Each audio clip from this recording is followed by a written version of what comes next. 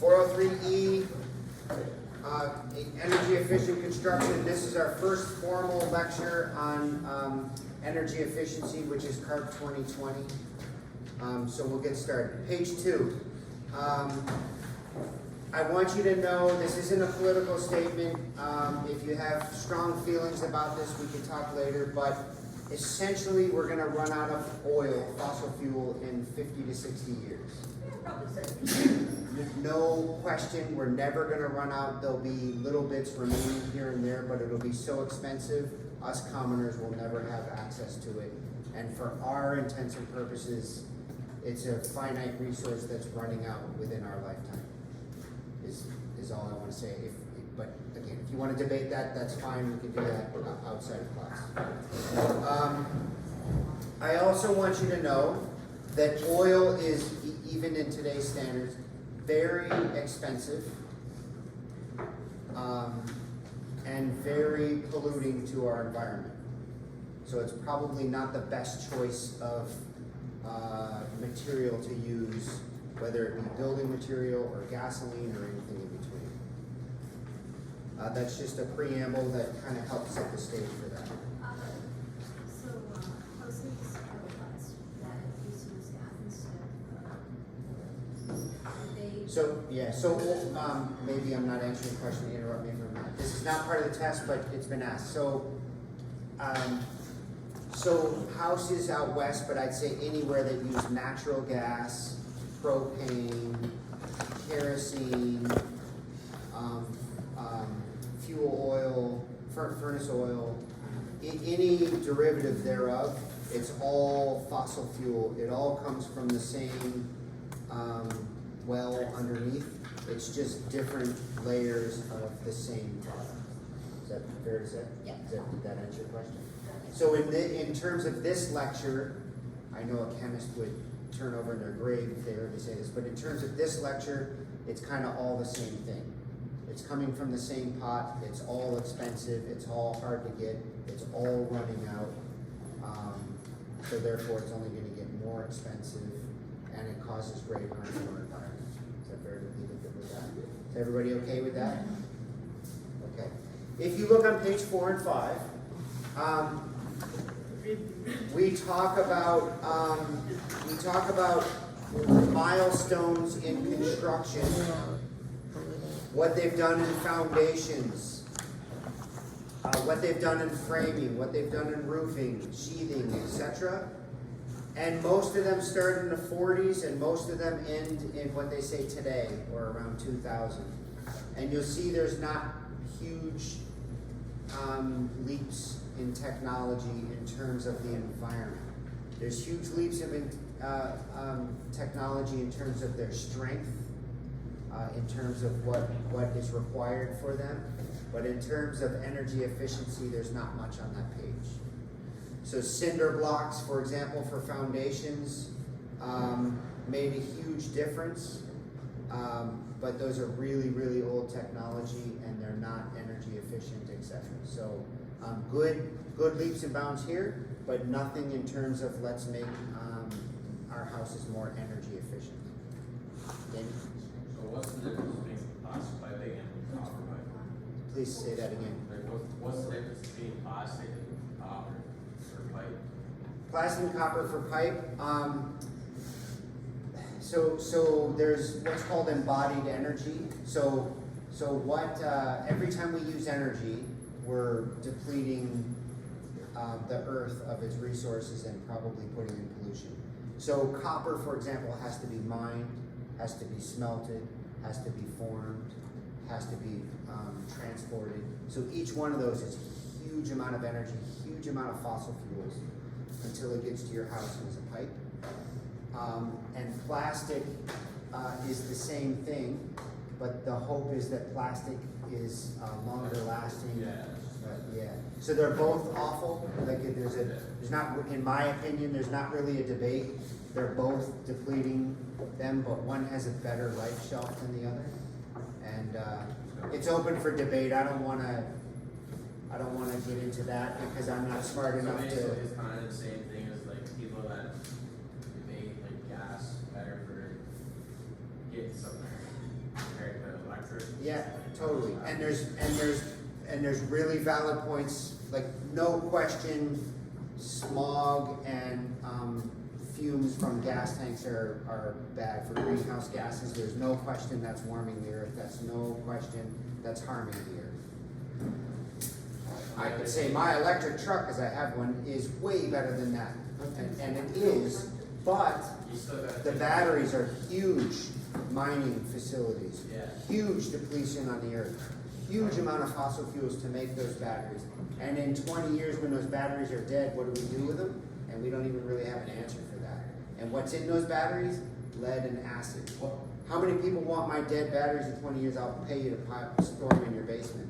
No one, because lead is very toxic, acid is very toxic. Another thing you gotta look at too is, are you So my whole point, I just want to get back on track, and I really do appreciate it, Damien, and I'm not trying to shut you down. My whole point is kind of like this: from 1940s to 2020, we have done really good in some areas and really poor in others. So let's start thinking about energy efficiency. Let's start thinking about what's other avenues we should explore.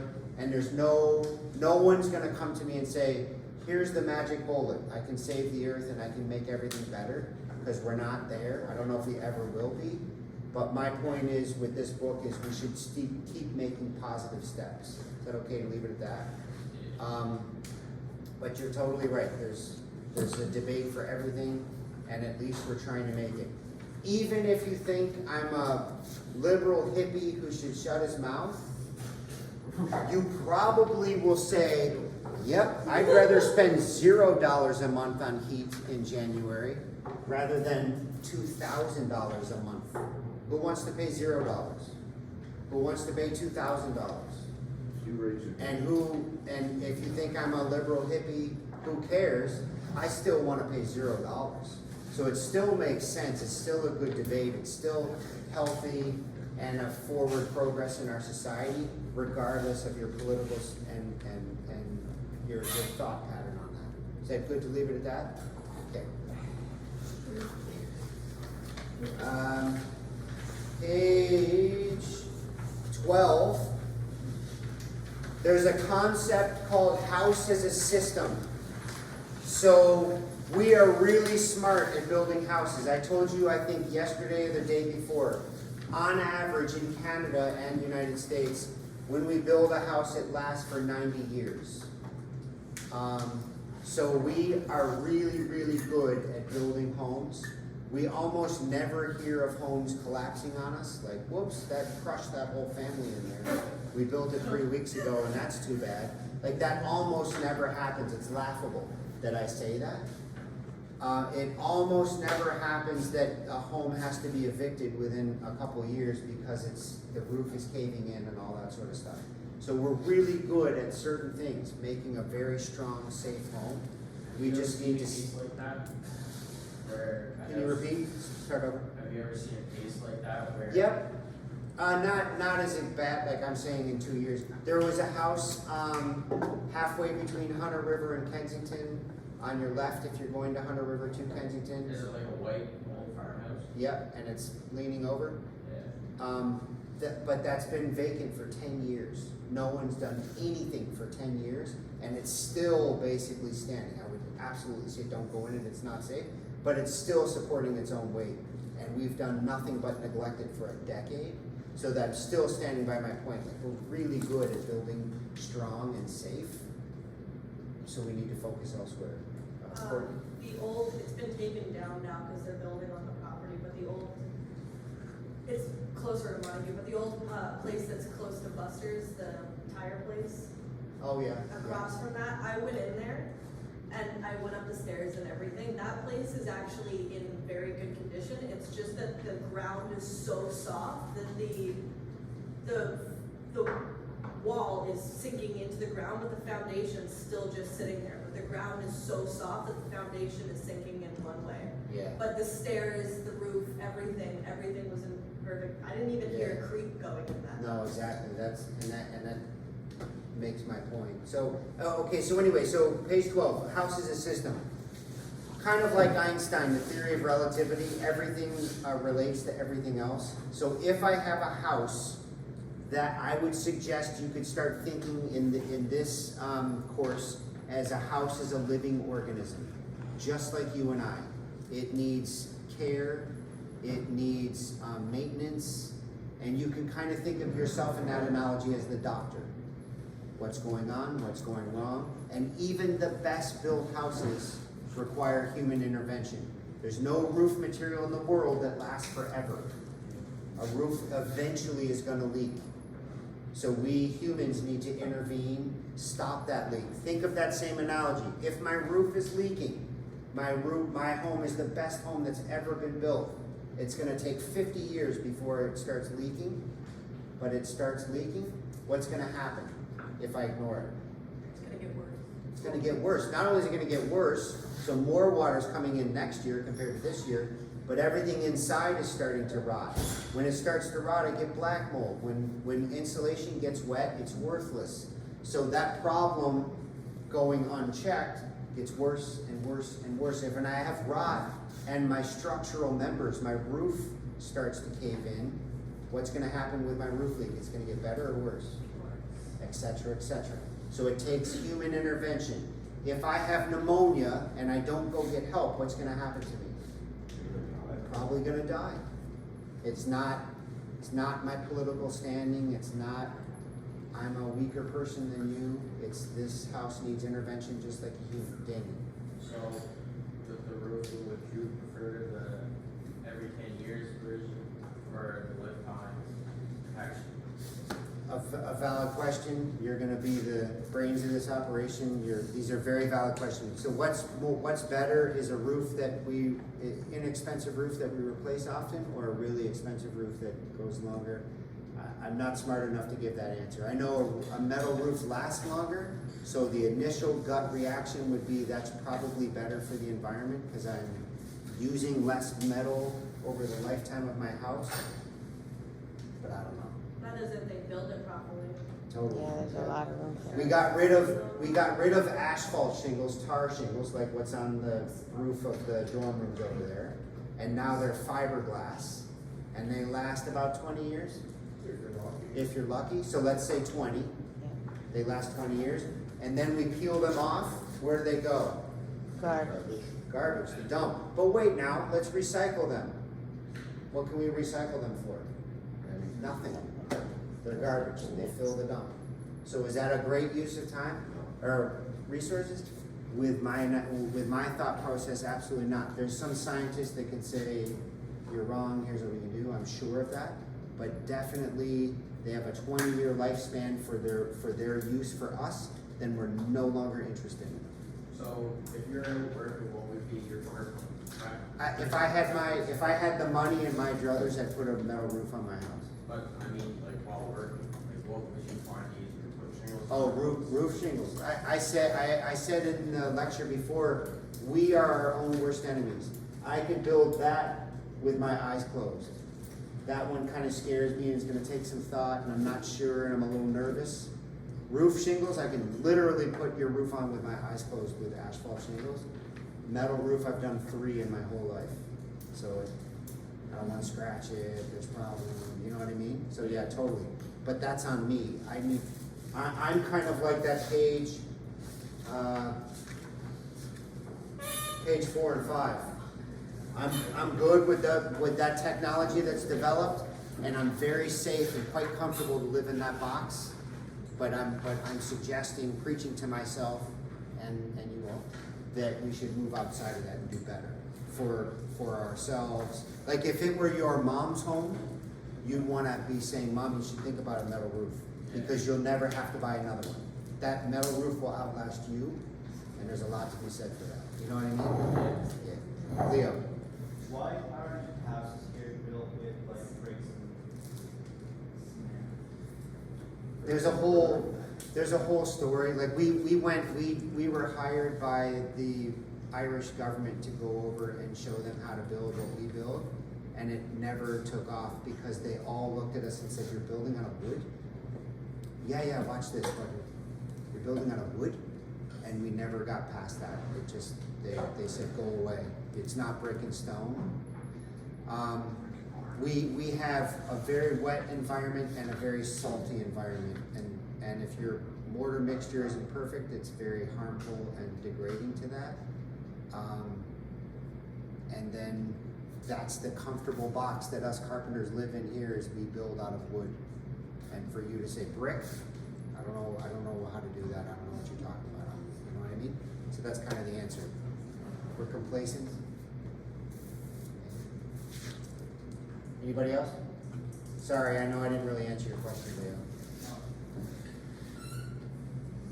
So, house is a system, page 12. So everything in that house, everything in that living organism affects everything else. If I have a home and then I all of a sudden have 4 more kids and I need to double the size of my house and I put a big addition on it, is my furnace good enough? Why? Because now it's going to work its guts out to work twice as hard to barely keep up. And if it doesn't keep up, then moisture comes in, condensation. Moisture and condensation comes in, I have black mold. So every decision I make about my house affects everything else. Everything's intertwined. House is a system. Good with that? Page 14. We have an EnerGuide system. So, I would suggest most carpenters are upstanding and trying to do a good job. There are con men out there, but they're in the minority for sure. But here's where we fall short for even conscientious people like Tyler and I. When you hire us to build your house, and you say, did you do a really good job? Because I took this course with Tyler and Josh and they talked all about energy efficiency. Did you do a good job? What will they say? Yes. Yep. I've been building houses for 35 years. You got the best house that ever came out of me because I have the most amount of experience. I build the best you can do. And they're not a con man. They're not lying to you. They're giving you the honest truth, and that is the truth. But what does that mean? Is that a really good house? Is that the best house that can be built? Probably not. And why? Because what we do is we build a house, we're go, go, go, go, go, time and money, come on, let's go, go, go, go, go, go, go, go, and we're done, and then we move on to the next one. And unless there's a problem, we never go back. We don't look. We're always looking forward. So what human errors have I put in there? Not because I'm a con man, but because I'm a human? A ton. What are they? I don't really know. I'm on my next job. That was 6 months ago. So there's no real way of doing that. So one real way of doing that is on page 15, and it's called a blower door. You can write that name, underline it, it's a test question. How do I know how airtight your house is? Other than me saying, I know I did a really good job because I'm a very conscientious carpenter and I know I do a good job, there's no scientific way of telling you until the blower door came along. Blower, like blower door. So I'll explain that. The blower door, test question, blower door tests air tightness of a house. How many people have had their mom and dad yell at them during the winter? Most nobody. Thank you, I didn't even say it. Because why? Why would you bother closing the door? What are you trying to do? Heat the outside? What are you doing? Shut the door. Were you born in a barn? Shut the door. You trying to heat the outside? That universal experience. Totally. Why are they yelling at you? Because they're not paying $0 a month. They're paying $2,000 a month. You're not paying it. They're paying it. Why are they annoyed with you? Because they're paying $2,000 a month to heat the house. And so they're saying shut the door. Okay, take that exact same concept and apply it to your house in a month from now when your heat turns on. If you have a house that's leaky, meaning there's little pinholes everywhere in your house, all over, air and heat are escaping out of those pinholes. Does that make sense? So how do you make a house tight knowing that I'm worried about pinholes? You have to use a blower door. How do I know I'm making a really tight house? I'm using a blower door and checking my work. It's a scientific proof what I'm doing is good. So a blower door, this is how a blower door works. I have my house. I close all my doors, openings, vents, everything is shut as tight as possible. And then on my front door, I put this tent. You can't really see that picture, but it's a nylon tarp in the front door. And I put a big fan on it. And attached to the big fan is a computer. And what the fan is doing, what that blower door is doing, test question, is putting your house in negative pressure. What does a test question? What does a blower door do? It puts your house in negative pressure. What do I mean by that? It's taking all. Let's just pretend this shop is my house. It's taking the air in this house and it's pushing it outside under a controlled computer environment. And a certain volume of air is leaving my house every hour. And what does Mother Nature want to do? What is going to happen to that negative pressure inside? It's to equal out. It wants to stabilize. You can write this down. Mother Nature always wants to reach equilibrium. Mother Nature always wants to reach equilibrium. I'll say that about 8 times per lecture for all of energy efficiency. Mother Nature always wants to reach equilibrium. So if I'm negative pressure in here and I'm positive pressure outside, what is Mother Nature trying to do in here? Suck more Reach air. equilibrium. Recalibrate the air pressure in here so it's even with outside. So if I'm pushing the air out my front door, how am I reaching equilibrium in here? Sucking in through all the leaks. All the little pinholes are sucking air in as fast as they can to reach equilibrium. Does that make sense? And my computer on my blower door is keeping track of that. So if I have 2 houses, house A, I put a blower door on and I push all that air out and I have my computer on and it reaches equilibrium back in 1 minute. And house B, I do the exact same thing and it takes 3 hours to reach equilibrium. What house is tighter? 3 hours. B. I want to be buying B. Think of those pinholes. Think of the air escaping out of those pinholes. I'm paying $2,000 a month to heat this house, and air and heat are seeping out of those pinholes all day, every day. I don't need to yell at my kids for leaving the door open. The door is already open because all these pinholes are leaking hot air out of my house. If I had a perfect house, there's no such thing, but if I had a perfect house, I'd pay $2,000 for heat in January, and it would last me till the summer, till I open the doors again and it's warm again. That can't happen, but I can get a heck of a lot better than I am now. I think I already told you, I pay about $4,000 for the winter to heat my house, and my old boss pays $300. Almost the same house, almost the same price to build them. He just took more care to build his than I did. So it's a no-brainer. Does that make sense? You all with me on that? So how do we make an airtight house? We use scientific instruments like a blower door that take the human error out of it. I'm not a con man, I'm just doing the best I can. None of us here can find a microscopic hole, but that computer can. And then I can use tools to find, oh, it's right there. And I can fix that one hole. And there's one there, and there, and there, and there, and there, and I can fix them all, or I can fix most of them.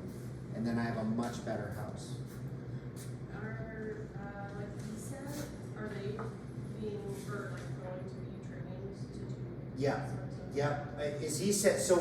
So in the bigger picture, post-graduation, ESET would use that blower door, and you folks would fix what the blower door found wrong. As a bigger picture, yes. Would you only need to do the blower door test for a 1-story house once, or would you have to do it on each level if they both had an outside door? Would you need to do a blower door once if you had a multi-story house? How often and where do you need to do blower door? An entity, a building, needs 1 blower door used on it. A house is a system. That whole living organism is leaky or not leaky. They're all leaky, how much leaky is it? Even if it's like the ensuite basement, for example. If you can completely hermetically seal it off, if it has its own entrance, then you can do them separate, but it's advised to do them together. Yeah. When do you do a blower door test? My house is 15 years old. I've been living in it for 15 years. If I did a blower door test on my house, do you think I'm gonna find problems? Yeah, so many. It's really hard, really expensive to fix those problems now. Why? Because I have pictures on the wall, I have gyprock, I have furniture, we live in it, it's already built. It's very destructive to fix. When is the best time for a blower door? When it's under construction.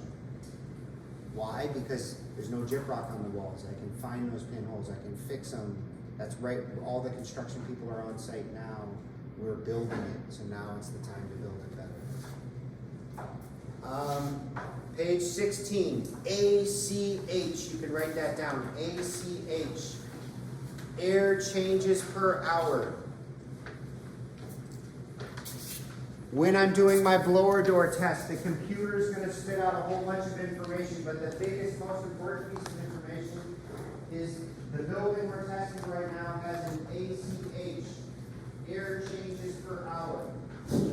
If I have this space as my house, and it has 1.5 ACH, every hour I change all the heat and air in this space for new fresh air, because it's leaking out at the rate of 1.5 air changes per hour is house A. Or I have one and it's leaking out at 5.5 hour air changes per hour. Which house is better? A. One, the less ACH I have, the happier I am. Test question. What's ACH? Test question. What is a good or bad rating of ACH? The lower the number, the happier I am. The less money flying out of that door, the less kids I have with doors wide open heating the outside, the happier I am.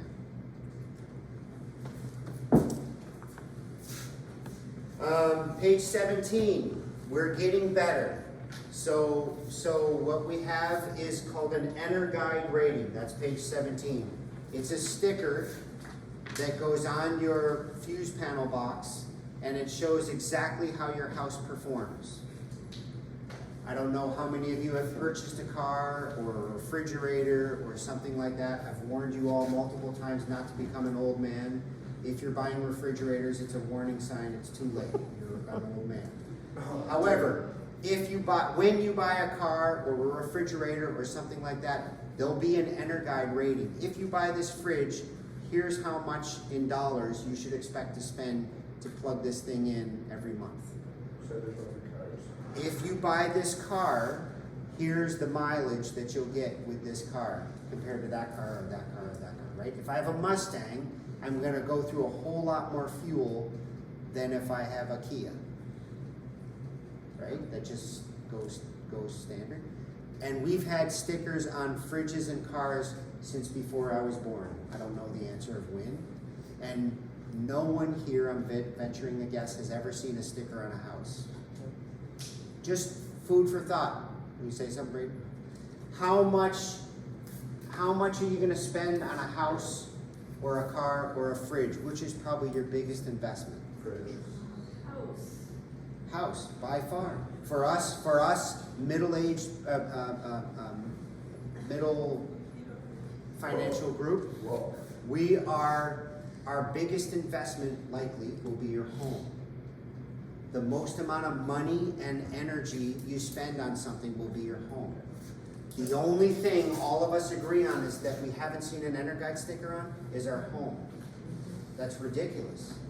You would never buy a car thinking, oh, I don't care about the mileage. I could care less. I want a Mustang. I can't afford one. Nowhere to lie, one of the reasons I can't afford a Mustang is because of the gas. How many people know, Mason, I'm putting you on the spot, but how much would you spend on gas for your truck a week or a month? well, right now I barely put gas in it, but if I had the money to put gas in it, it's about $180 for a full tank. From empty. And how long would that last you? If you drove home this weekend, how long would that last? Oh, I'd be putting another full tank in before. I One came way. back. So to go home, say hi mom, and drive back is $360. Plus the bridge fee. And when you get back here, your tank's empty. So, there's no brainer. Everybody, pretty much every carpenter wants a truck, but can you afford it? A, can you afford the truck? B, much more expensive than the truck over the lifetime of the truck is the gas you put in it. And then what I'm saying is, I don't even care about trucks. Your home is gonna last you on average 90 years. You might not live in this home your whole life, but you're gonna live in a home. Your truck will not last you. And 90 your years. truck will only last you 15, 20 years. So you're gonna spend a ton of money on your home. And if you're going to worry about one piece of energy efficiency, it should be your home. And my point is, we, the public at large, don't care about that. Oh, that's a beautiful, yellow, cute little house. I wanna buy that house.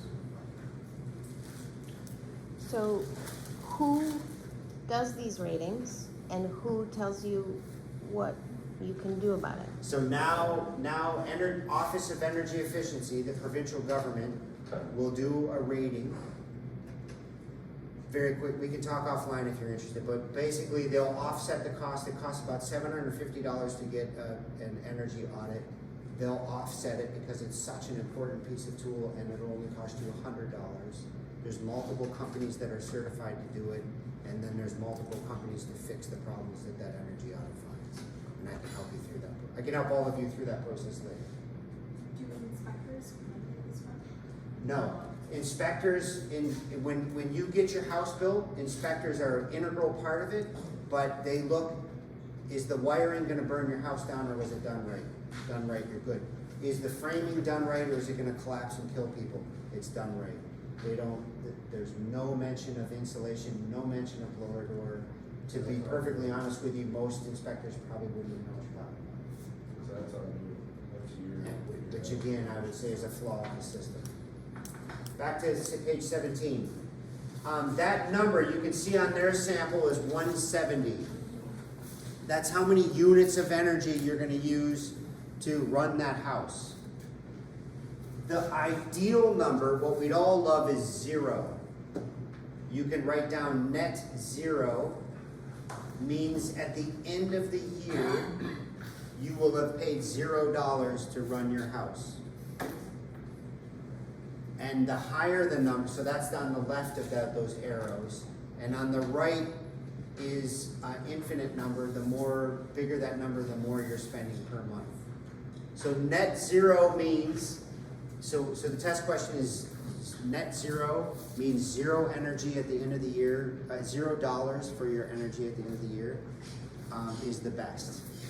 And then what you can think of is, maybe if I have a really energy efficient house, I'm spending a little bit of money during the winter because I can't produce enough energy. Think of solar panels, wind turbines, that kind of stuff. Maybe I'm offsetting that and I pay, like my boss, $300 because my house isn't perfect, but it's darn close. But in the summer, I have solar panels cranking away and I'm gonna make $300. And so at the end of the year, I'm net 0. Does that make sense? So you have to think of over the course of all 4 seasons, how does that house perform? Maybe? I think you answered it. I was wondering if it was all electricity or just the heating and cooling. And is it all electricity? And the answer is it's all energy. So whatever energy comes to your house, some houses are purely electrical. My house has electrical and furnace oil, and you may have, and some other people may have all those plus propane. I have a wood stove. Plus a wood stove. So there's a lot of different combinations, but it would be the total combination of that. How much, so on top of that, how much did you pay for propane? On top of that, how much did you pay for wood pellets? On top of that, how much did you pay for, whatever energy comes into your house, that's what you add up at the end of the year.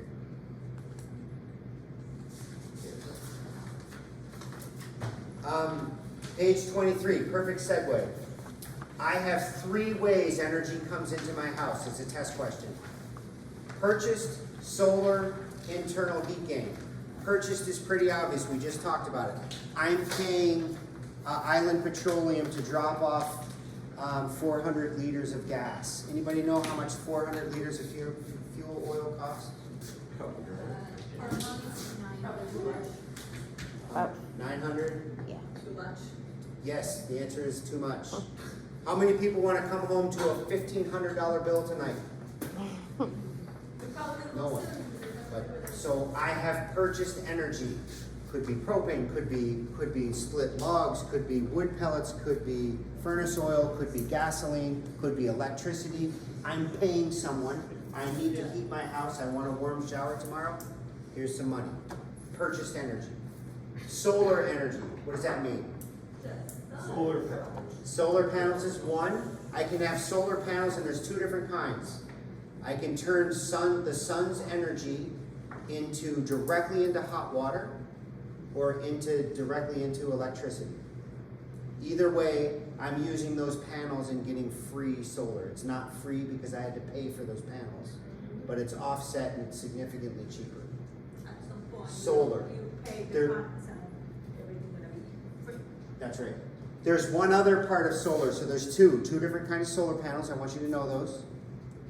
There's another one called solar energy. It'll come to me here in a minute. Solar gain. It's called solar gain. So solar panel 1, solar panel 2, solar gain. Cheapest and best of all of them. How many people have cats here? Good, that has nothing to do with what I'm talking about. I was just curious. I have a nice, warm, sunny day, and the sun's coming through that window right there. Where are all of your cats going to take a nap? That's Right in that windowsill. How come? Because that's where the water. Because they're smarter than us, and you're dummies, and you're in the cold part, and they're in a nice, warm window. We get free solar energy through windows that are south-facing. And that's the solar Only gain. south, and that's solar gain. So if I design my house, I did not do that, my boss did. If I design my house so it's facing due solar south, where's the sun? At the equator. Where's the equator? South of us. If I turn my house due solar south and put a ton of windows on my south face and no or minimal windows on my north face, I'm getting tons of free energy. I'll leave it at that. So solar energy, solar gain is free heat that's coming through our windows. The other beauty of that, whoever invented science, when sun comes through our window, it comes in as a light ray. That light ray is absorbed by everything around it. You, this desk, the floor, everything. And when it gets absorbed, it then turns into a heat ray. Radiating heat, making us nice and cozy and warm. And a bonus to that is light rays can come through glass really easy. Heat rays can't go through glass really easy.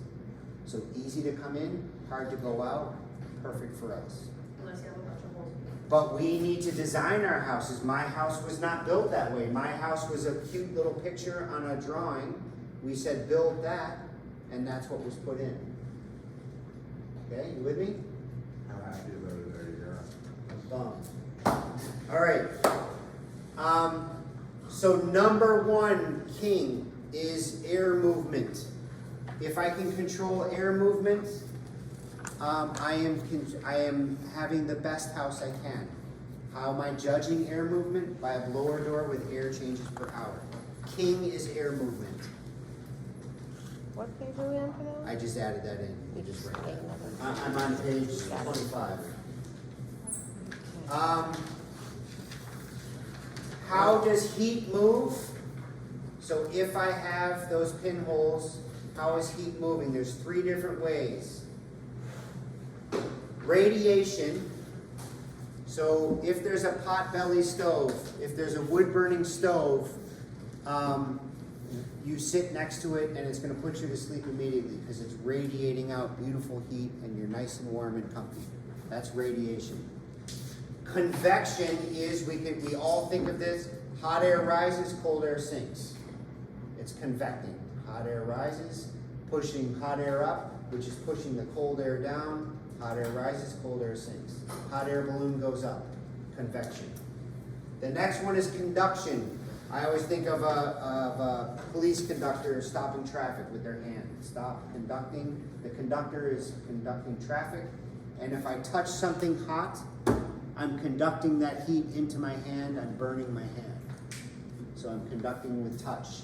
So that's how heat moves. If I pay $2,000 to heat this room, how is that heat leaving me? Through those little pinholes. But specifically, it's either conduction, convection, or radiation. What I want you to know about that are those three types. And I also want you to know any insulation that we have only fights against two of those.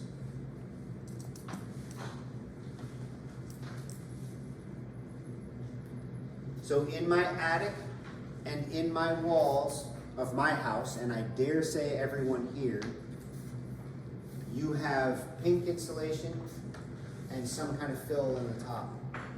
And it does conduction and convection very well and doesn't do radiation at all. So we've let ourselves down by picking a product that doesn't fight all three.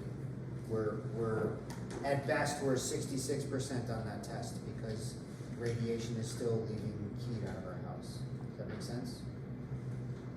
So I need to think about that and select proper products. Okay, air leakage, we talked about that, page 27. If on page 28, there's that picture, on average, which is a generic, stupid quote, but you can think about this.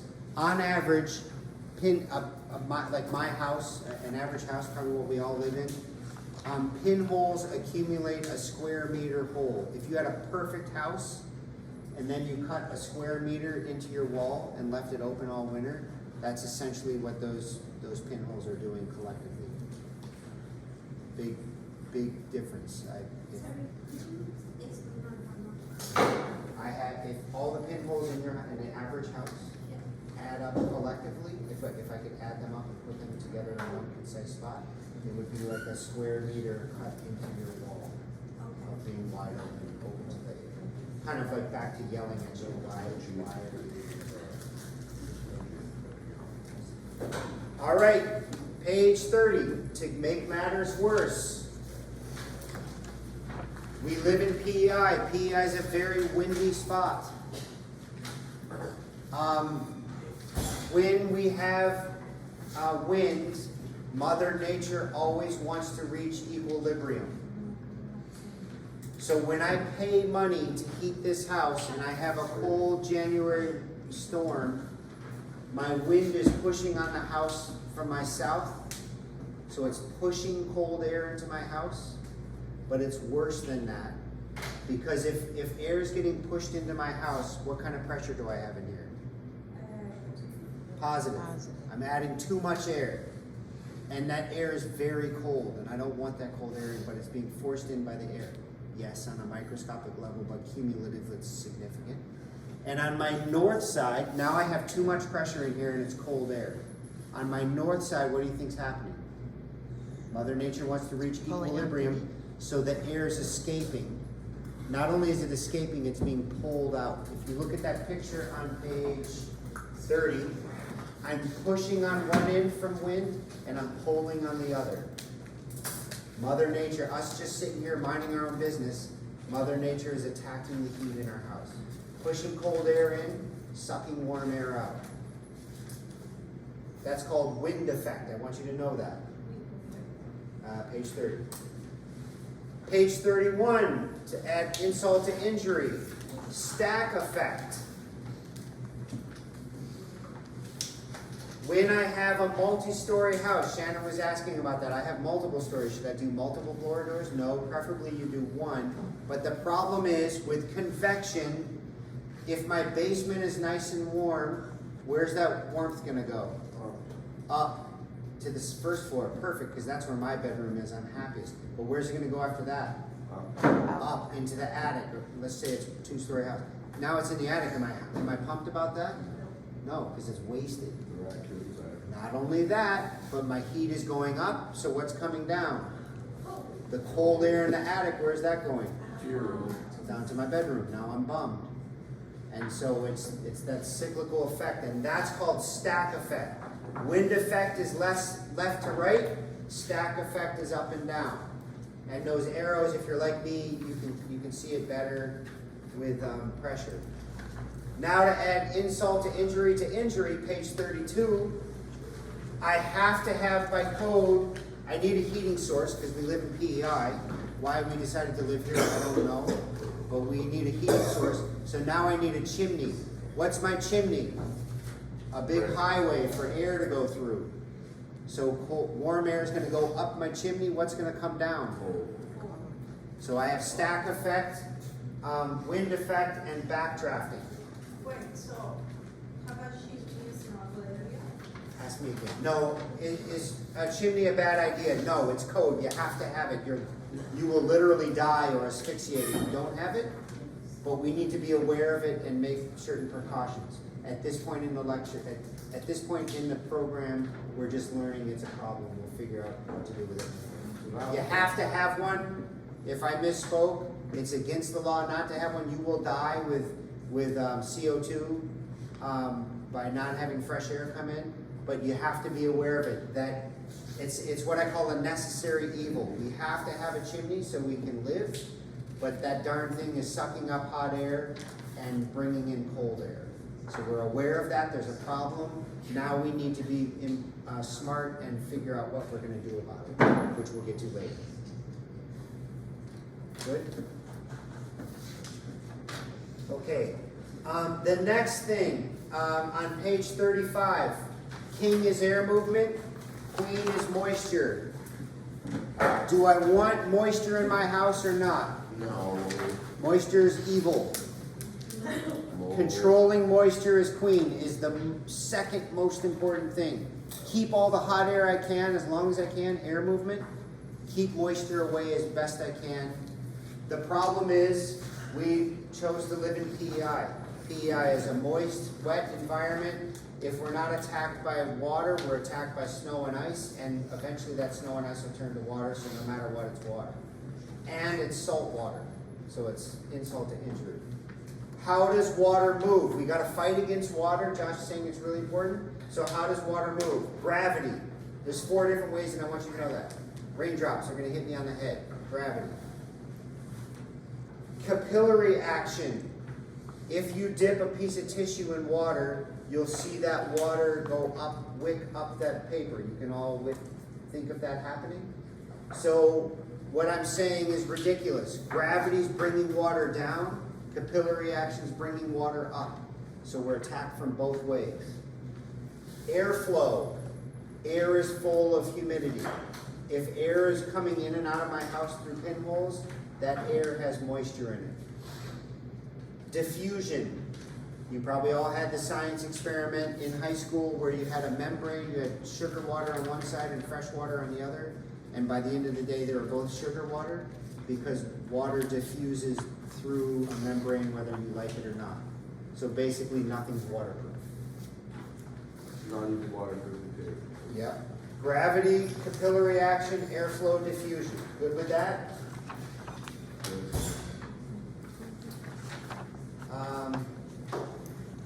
When I said you had 1 square meter of air leakage,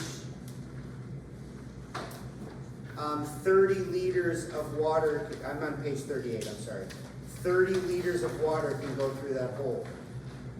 If I'm worried about moisture, if I say it's the second most important thing to control and get away from, is 30 liters of water leaking into your house a day a good thing or a bad thing? Bad. Really, really bad. So just all of those holes are bad. All their holes are bad and they're in all of our houses. We just have to get fewer holes the better we are building. But somebody told me about the special paint, like the cover all the little holes, and Yep. so that one's That not would a be- big deal. That would be perfect. Oh, yeah. Yeah, but the problem is if you're just building a house, perfect, because you have to paint your walls anyway. So use that product that helps seal those holes up. I would highly recommend it. The problem is I've lived in my house for 15 years, so if you say I'm gonna come paint your house tomorrow, I gotta move out. I gotta move all my furniture. You know what I mean? It's very disruptive. You kind of know. Perfect to think about this whole module now, before you have a house or while you're building a house. A real bummer to think about it if you're already living in a house. Does that answer your question? Yeah. Which is probably why you don't like doing this lecture. I hate it. I do genuinely wish I knew this stuff back then, yeah. Page 40, one takeaway from this. 4 occupants, you can write this down, they show how much liters of moisture. 4 occupants produce 5 liters of moisture inside your house a day. So that's 1.25 liters per person. You can write that down. Same thing, just different math. So that is to say, I just told you moisture is super, super, super important to control. And now by having family, we are introducing 5 liters of moisture, more than a gallon a day, just by living there. So you know you perspire, you breathe, everything that humans do, that's causing moisture. So we have to be aware of that. We have solutions to it, but we're aware of that. Even if we had a perfect house, and we don't, now we have people in it which are introducing moisture. So therefore it's not a perfect house, we still have to control it. So you repeat the 4 occupants. So I'm on the top, that chart on the top, page 40. Yeah. 4 occupants living in a house produce on average about 5 liters of moisture a day. Do you understand that? And then I just did the math, so it's each human produces 1.25 liters a day. Because you may have 3 people in your house, you may have 8 people in your house. 1.25 liters. 1.25. Okay, page 42. One good thing is if we can control temperature and moisture, on page 42, if I didn't already say that, that gray zone that they shaded in called optimum zone, that is humidity and moisture at 30 to 55%. You can write that down. 30 to 55% is optimum zone for moisture control.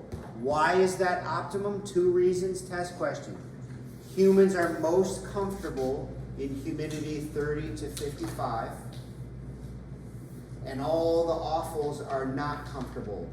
Mold, mites, fungus don't like to live in that zone. So if we can control that moisture, which I'm arguing we should already, we get the additional bonus of all the nasties not liking it and not thriving and therefore shouldn't be around. Good? Okay, last concept. I know I've thrown a lot at you. Page 47. We talk, you could write down the phrase payback. Venus was asking me, what about painting my house? And I say, geez, that's a real pain in the butt. I'd have to move out, I'd have to get all my furniture out, cover my floors. Very, very disruptive. What is my payback? I'm gonna have to hire a mover, that's 10 grand. I'm gonna have to hire a painting crew, that's another 10 grand. $20,000 in the hole and all I get is new fresh walls. But I also get to paint up all those micro holes, the pinholes.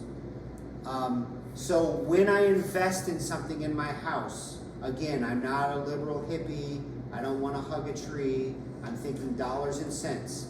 Should I put more insulation in my attic? Is that a good, it's gonna cost me more money. Is it a good investment? We have computer models that can help us with that. And so one I'd like you to write down is if you change the filters in your furnace, you probably only have one furnace in your house, as do I. If you change your filters on an annual basis, which if you looked in your owner's manual, it will tell you to do, go to Canadian Tire, it will cost you $5. It's really easy. You pull the old one out, you put the new one in, you throw the old one in the garbage. That's going to save you between $30 and $50 a year. So minimum, I have a tenfold payback on my investment. Does that make sense? In other words, you'd be a fool not to do it. And if I don't change my filter this year, and it's costing me that much money, what happens if I don't change it again next year? It's gonna get more clogged, it's gonna get more inefficient. So it pays, I'm literally earning money by changing the filter annually, and I'm literally being hurt big time if I don't do it. And I'm getting exponentially hurt the more So I what don't do should I it. text my step on? Change furnace filter before winter hits. What were the numbers you said again? It, on average, it costs about, you can go this weekend and test me. On average, the filter is about $5, between 5 and 10, depending on the size. And it's gonna save you between $30 and $50 annually. So not, if you save $40, let's say you save $25, it's on the low end, you're still saving. And again, if you don't do it, you're not saving, you're losing $25. And if you don't do it every year after that, it's getting worse and worse and worse. And what ultimately happens is your furnace, which costs about $25,000, would die because you've neglected it. You haven't treated it like a living organism, and it eventually collapsed on itself because you've neglected it. So it really, really makes sense on all fronts to change that filter. Does that make sense? Okay. And then the converse of that, what's probably the worst investment of your house is you're going to put new windows in. I will get a call, I promise you, I bet my paycheck I'll probably get 4 calls this year. Hi, I'm just a normal citizen, I heard the program you're doing, I just bought this old house and I know, I need new windows.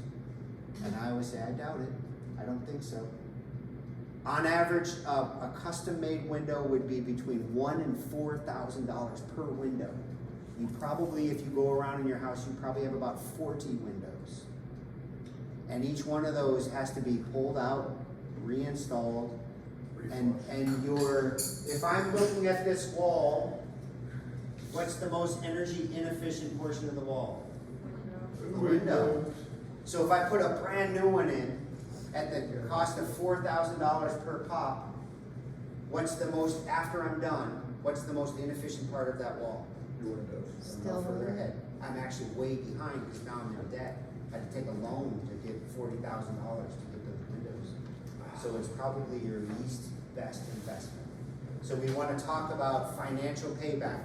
When we're making dollars and cents decisions, do you need more insulation in your attic? We can do a computer model and tell you exactly what you need. Do you need new windows? We could do that same computer model and tell you exactly what you should do. And typically, it's emotional.